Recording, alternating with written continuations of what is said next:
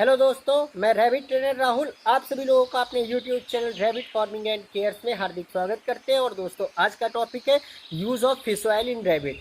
खरगोश के लिए फिश ऑयल क्यों ज़रूरी है। बहुत सारे लोगों के हमें कमेंट आए कि सर हमारा खरगोश स्वस्थ है, हमारी मादाएं क्रॉस नहीं हो पा रही हैं, बच्चे सही से नहीं दे रही, टाइम पे नहीं दे रही, बच्चे कमज़ोर दे रही, खरगोश सुस्त है, वो बिल्कुल घिना घिना टाइप का दिखता है। इन सभी समस्याओं के लिए हमने रैबिट के लिए फिश ऑयल को रिकमेंड किया। और उस फिश ऑयल के पूरे एग्जैक्टली क्या यूजेस हैं उन लोगों को भी नहीं मालूम है, जो हमारे कहने से अपने रैबिट को फिश ऑयल दे रहे हैं। दोस्तों, आज का टॉपिक बहुत ही बेहतरीन बता रहे हैं, आपको बिल्कुल मज़ा आ जाएगा। बिल्कुल समझिए कि दीवाने बन जाएंगे आज से हमारे यूट्यूब चैनल के। ऐसा बेहतरीन टॉपिक आज हम आपको बताएंगे, आपके रैबिट के लिए इतनी बेहतरीन चीज़ें आपको बताएंगे। और वीडियो के लास्ट में हम आप लोगों के द्वारा पूछे गए जो टॉप मोस्ट 5 क्वेश्चन हैं उनको भी हम शामिल करेंगे और देखेंगे किन किन लोगों के क्वेश्चन को शामिल किया गया है। दोस्तों, ये चैनल पर नए आए हैं तो आप लोगों से रिक्वेस्ट है, वीडियोस को लाइक कर दे और चैनल को सब्सक्राइब कर ले। चलिए दोस्तों, आज हम लोग टॉपिक को शुरू करते हैं। ओमेगा 3 फैटी एसिड जो हमारा फिश ऑयल है, उससे हमारी जो रैबिट बॉडी को ओमेगा 3 फैटी एसिड प्राप्त होता है। ओमेगा 3 फैटी एसिड के क्या यूज़ हैं, क्या डिसयूज़ हैं, उनके बारे में पूरी चर्चा। तो सबसे पहले हम लोग बात करेंगे कि ओमेगा 3 फैटी एसिड बॉडी के लिए इतना ज़रूरी क्यों है, जो हमारा रैबिट है उसकी बॉडी के लिए बहुत ज़रूरी क्यों है। और दूसरा टॉपिक क्या रहेगा, ओमेगा 3 फैटी एसिड को हम अपने रैबिट बॉडी में कैसे प्राप्त कर सकते हैं। तीसरा टॉपिक रहेगा कि ओमेगा 3 फैटी एसिड की कितनी मात्रा हमें अपने रैबिट को देनी चाहिए। और चौथा हमारा जो अगला टॉपिक रहेगा, ओमेगा 3 फैटी एसिड के क्या फ़ायदे हैं और क्या नुकसान है, और फिर लास्ट में हम बताएंगे कि किन मोस्ट 5 जो क्वेश्चंस हैं, जो बहुत इंपॉर्टेंट 5 क्वेश्चंस हैं जो एक दिन में पूछे गए हैं, उनमें किन लोगों के क्वेश्चंस को शामिल किया गया है। तो सबसे पहले हम स्टार्ट करते हैं, ओमेगा 3 फैटी एसिड इतना ज़रूरी क्यों है। सबसे पहला टॉपिक, तो दोस्तों वीडियो में हमारे साथ बने रहिए। इस बहुत अच्छी जानकारी आज आप लोगों को मिलने वाली है। हम आप लोगों से क्षमा चाहते हैं कि इस टॉपिक पर बहुत पहले चर्चा होनी चाहिए थी, लेकिन नहीं हो पाई।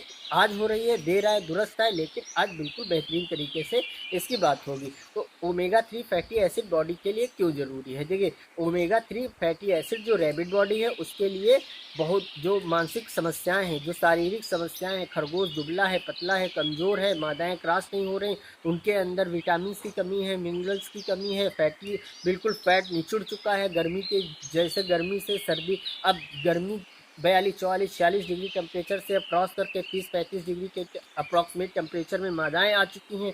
अब उनका टाइम है ब्रीडिंग करने का, बच्चे देने का, लेकिन वो क्रॉस नहीं हो रही, प्रेगनेंसी होती है, फॉल हो जा रही है बॉडी के अंदर। बिल्कुल तरीके से हम लोग क्रॉस करवा दे रहे हैं, कुछ मतलब हीट प्रोडक्ट देकर मादाएं क्रॉस हो जा रही हैं, लेकिन उनकी प्रेगनेंसी फॉल हो जाती है। ऐसी तमाम समस्याओं के लिए ज़रूरी है ओमेगा 3 फैटी एसिड, और इसलिए आज ये हमने बताया।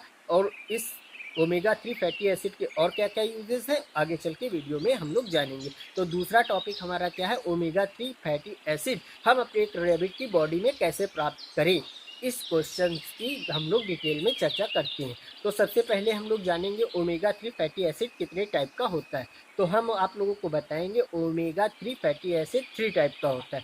सबसे पहले हम पहला टाइप EPA, दूसरा टाइप DHA और तीसरा टाइप ALA। तो इन सब ये जो 3 तरीके के हमारे जो ओमेगा 3 फैटी एसिड है, इनके अलग अलग यूजेस हैं, उसके बारे में हम लोग बिल्कुल विस्तृत रूप से चर्चा करेंगे। तो सबसे पहले हम लोग जानेंगे कि जो हमारे तीनों टाइप के जो ये ओमेगा 3 फैटी एसिड है, इनको हम कैसे कैसे प्राप्त कर सकते हैं अपने रैबिट बॉडी के अंदर। तो सबसे पहले आप लोगों को समझना है, omega 3 fatty acid human body हो या रैबिट बॉडी अपने आप बिल्कुल प्रोड्यूस नहीं करती है, उसको हमें अलग के सोर्स से बॉडी में लेना है। मतलब कुछ भी एक्सटर्नल फूड के जरिए अपने बॉडी में हमको लाने हैं ओमेगा 3 फैटी एसिड, अपने भी बॉडी में और अपने रैबिट की बॉडी में भी। तो इसलिए हम आपको बताएंगे कि कौन कौन से वो सोर्स हैं जिनके जरिए ELA, PHA और DHA आप लोग अपने रैबिट बॉडी में लाएंगे। तो सबसे पहले हम लोग बात करेंगे कि किन किन सोर्सों से रैबिट बॉडी में हम ओमेगा 3 फैटी एसिड ला सकते हैं। तो देखिए, सबसे पहला जो 2 सोर्स हैं हमारे, पहला तो नॉन वेजिटेरियन, दूसरा वेजिटेरियन। तो वेजिटेरियन सोर्स से हम लोग जो रैबिट बॉडी में लाते हैं वो ALA है। ALA टाइप का जो ओमेगा 3 है वो जो हमारे फूड है जैसे बादाम है, अखरोट है, सोयाबीन है, दालें हैं, इनके तौर पर हमारी बॉडी के शरीर में आता है। फिर वो EPA में कन्वर्ट होता है और DHA में कन्वर्ट होता है, लेकिन उसकी जो कन्वर्जन रेट है बहुत स्लो होती है। और हमें जो अपने रैबिट बॉडी के अंदर बिल्कुल इंस्टेंट एनर्जी चाहिए, तो उसके लिए हमें EPA और DHA ही चाहिए। तो अब हम लोग बात करेंगे दूसरे ALA की बात हो गई जो हमारा वेजिटेरियन सोर्स से प्राप्त होता है। अब नॉन वेजिटेरियन सोर्स से हमारा EPA और DHA प्राप्त होता है। नॉन वेजिटेरियन सोर्स हमारा बिल्कुल फिश ऑयल बिल्कुल परफेक्ट है, जिसके लिए आज स्पेशली चर्चा हो रही है। तो EPA क्या है? EPA से हमारे जो रैबिट की मानसिक समस्याओं की दूर होती है। ह्यूमन बॉडी में भी इसी तरीके से EPA की मात्रा कन्वर्ट होती है, जो उसके तमाम तरीके की जो दवाएं हैं EPA द्वारा बनती हैं रैबिट बॉडी के लिए भी, और जो ह्यूमन बॉडी है उसके लिए भी EPA से तमाम तरीके की मानसिक समस्याओं के लिए फिश ऑयल से निकाल कर उसके लिए दवाएं बनती हैं। तो जो EPA हमारा है रैबिट के लिए मानसिक तौर पर उसको मजबूत बनाता है, उसको शारीरिक तौर पर जो उसके अंदर सुस्ती है, एंजाइटी है, उसके अंदर जो मतलब फर्टिलिटी है उसको भी EPA टाइप हमारा बढ़ाता है। और जो दूसरा टाइप का हमारा omega 3 fatty acid fish oil से भरपूर मात्रा में मिलेगा वो है DHA। DHA से क्या होता है? आँखों की रेटिना बिल्कुल परफेक्ट बनती है, रोशनी बढ़ती है। रैबिट की बॉडी में एक समझिए कि मोटा होता है खरगोश, उसके कारण जो उसकी मसल्स पावर है वो बिल्कुल बिल्डअप होती हैं।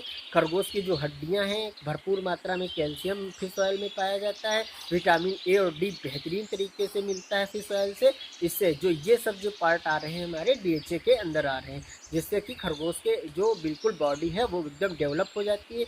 मिर्गिल्ला सा बिल्कुल लिचरा पिचरा खरगोश बिल्कुल फूल के एकदम बेहतरीन तैयार होता है और बिल्कुल फुर्तीला। बिल्कुल आप देखेंगे पहले आपका खरगोश बिल्कुल सुस्त कोने में बिल्कुल पड़ा रहता था। आपको कुछ दिन तक जब फिश ऑयल जो डोज अभी बताई जाएगी आगे उसको देंगे, आप देखेंगे आपके खरगोश के जो लाइफ स्टाइल है एकदम चेंज हो गया है, बिल्कुल फुर्तीला हो गया है, पहले से अधिक फुर्ती कर रहा है, पहले से अधिक मादाएँ ब्रीडिंग कर रही हैं, पहले से अधिक बच्चे दे रही हैं, बच्चे कमज़ोर नहीं हैं, बच्चे पहले से बहुत अधिक मोटे हैं, तगड़े हैं। उनके बारे में और अधिक जानकारी हम आगे चलकर अभी दे रहे हैं। तो DHA के बारे में भी जानकारी हो गई है जो हमने अभी तक आपको बताया है। फिश ऑयल देखिए जो अभी हमने बताया जो ओमेगा 3 फैटी एसिड है वो बॉडी खुद प्रोड्यूस नहीं करती है, हमको अलग से ही लेना है। तो इसलिए हम आप लोगों को बताया हमने कि किस तरीके से आप अपने रैबिट के अंदर किन किन चीज़ों से।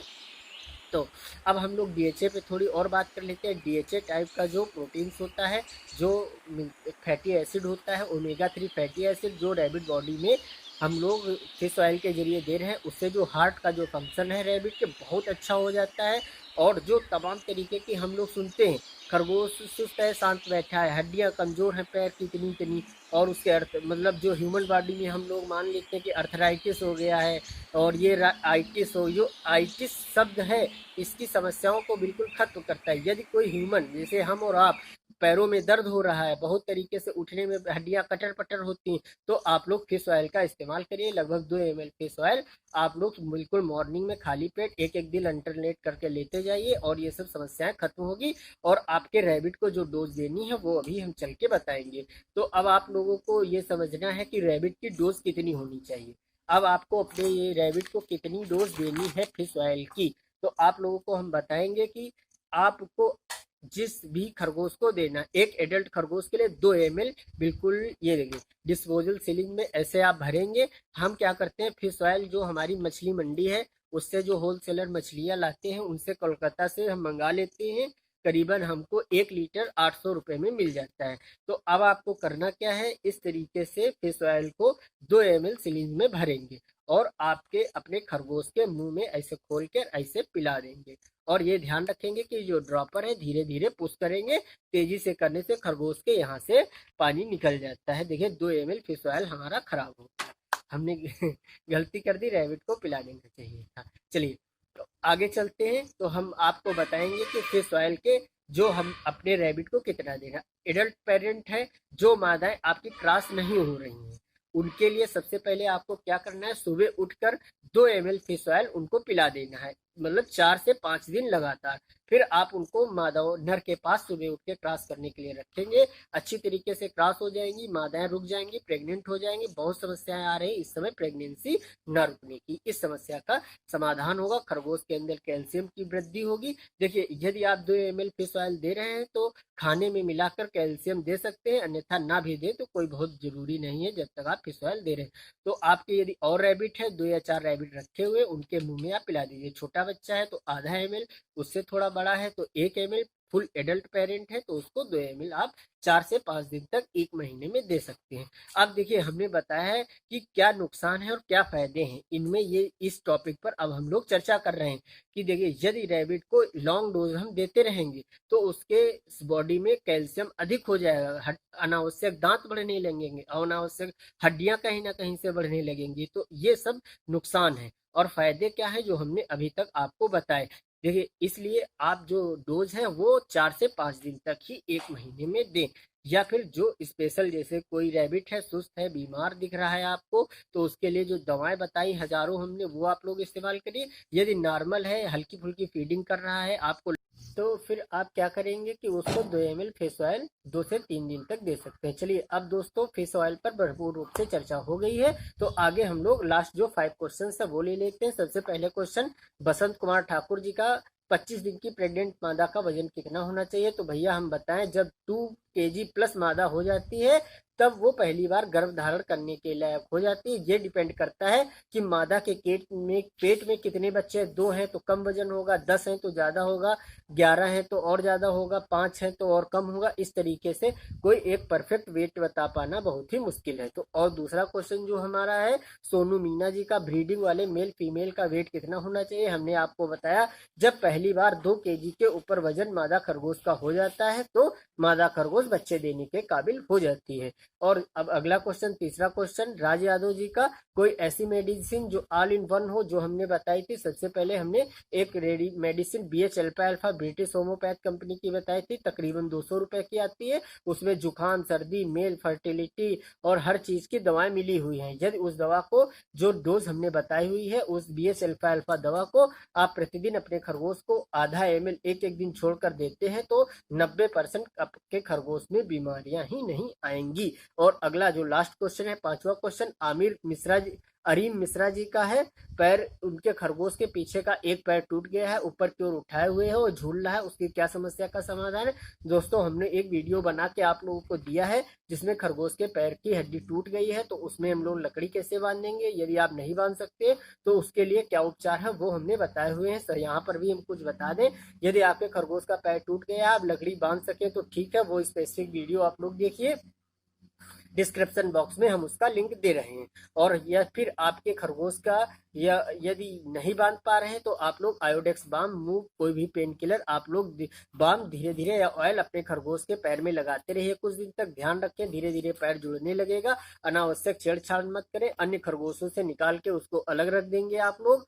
और उसके धीरे धीरे जैसे भी आप बाम लगाते रहेंगे, हो सके तो एंटीबायोटिक आप लोग इंडोफ्लॉक्सासिन, इस तरीके का ओरल सोल्यूशन आता है, उसको आप लोग 1 ml मात्रा लगातार देते रहिए 10 से 11 दिन तक, जिससे हड्डी जुड़ने में सहायता होगी। अन्य कोई बीमारियां आपके रैबिट के अंदर नहीं आ पाएंगी। यदि आपके पास इंडोफ्लॉक्सासिन नहीं है तो उसकी एक टैबलेट ले आइए, 6 खुराक बना लीजिए पर डे। इस तरीके की डिस्पोजल सिलिंज आप लीजिएगा, उस पर यूं ड्रॉपर निकाल के वो चूरन इसके अंदर डाल के 1 ml पानी में ऐसे घोल के आप अपने खरगोश के मुंह में ऐसे पिला दीजिए। एक टैबलेट की 6 खुराक बनाकर आप एंटीबायोटिक भी रेगुलर देते रहिए। और धीरे धीरे आप आयोडेक्स बाम दिन में एक बार हल्के, बहुत हल्के हाथों से लगा दीजिए, मूव लगा दीजिए, या फिर कोई पेन किलर ऑयल रखा है वो आप कुछ दिन तक लगाते रहिए। इस समस्या के समाधान के लिए हड्डी जुड़ने में कम से कम 1 से 1.5 महीने का वक्त लगेगा, आपका खरगोश स्वस्थ हो जाएगा। दोस्तों, आशा करते हैं कि आज के वीडियो में भरपूर चर्चा हो गई है और omega 3 fatty acid fish oil के बारे में भरपूर जानकारी जो हमारे पास थी हमने आप लोगों को प्रोवाइड करा दी।